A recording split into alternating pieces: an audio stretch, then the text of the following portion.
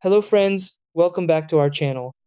If your Arris modem isn't connecting to the internet, it can be really frustrating, especially when everything looks plugged in correctly but you still have no connection.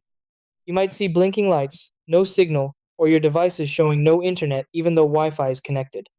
This issue can happen due to signal problems, loose cables, service outages, or temporary glitches in the modem itself. The tricky part is that the modem lights don't always clearly explain what's wrong, which makes it confusing to troubleshoot.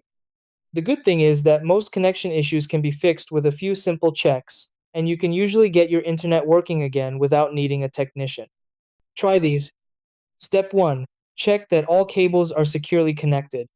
Step 2. Restart your Arris modem by unplugging it for 1 to 2 minutes. Step 3. Wait for the indicator lights to stabilize after restarting. Step 4. Ensure your internet service is active and not experiencing an outage.